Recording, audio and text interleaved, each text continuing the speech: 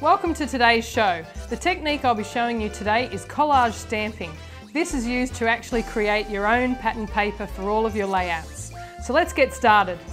The stamps I'll be using today is the Paris collection by Darkroom Door. I'll also be using some distress ink with an ink blending tool and some archival ink in coffee and sepia. To start my project, I've already trimmed down my cardstock to the right size. I've also trimmed down the photo mat so it's ready to go, so I know where to do my collage stamping.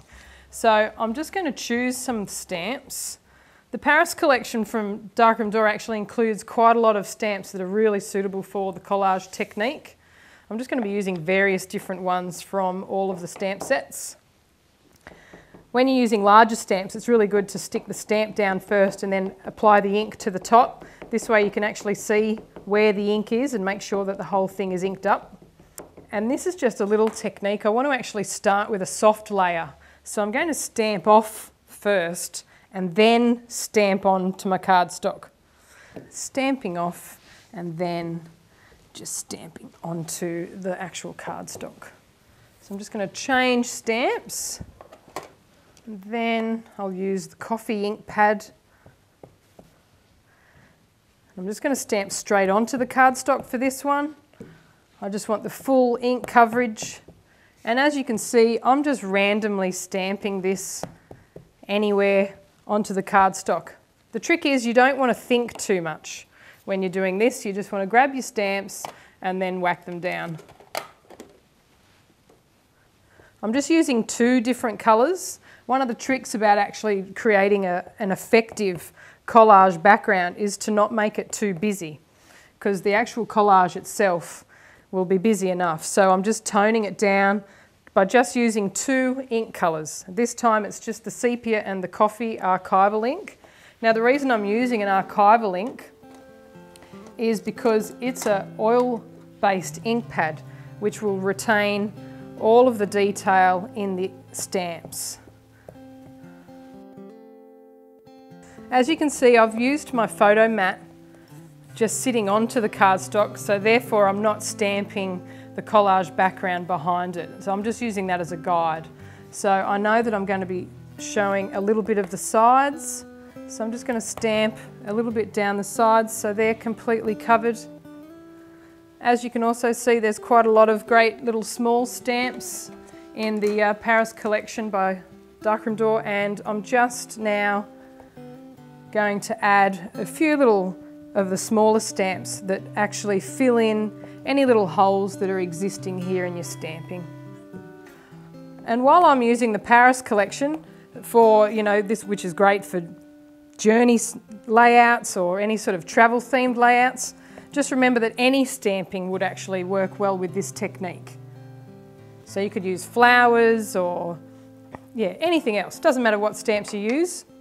It's basically the same principle for, the whole technique. So now I have my completed background paper, and what I want to do now is just ink the edges just to tie it all in together.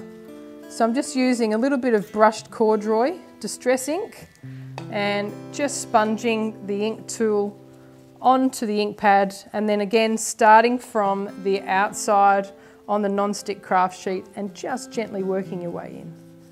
And then just sponge that up. You can actually, cover the whole thing if you wanted to make it a real sort of distressed look. But if you just want a hint, just add it around the edges or wherever you'd like to go. So here it's all completed now with my distressed edges, and we're ready to attach that to the left side of the layout. Now what I'm going to do now is I've left this panel here ready for the journaling. So for the journaling, I'll be using the calendar stamp set by Darkroom Door, but what I'll be using is only the lines from the stamp set. So how I've cut that out is just the little line stamp, and what I'll be doing is just stamping it onto my extra little piece of cardstock. So I'll just set that aside for a moment. I'm just going to use the coffee ink pad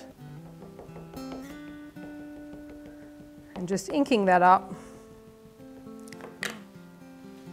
And then stamping the lines down. And there we have our little journaling block.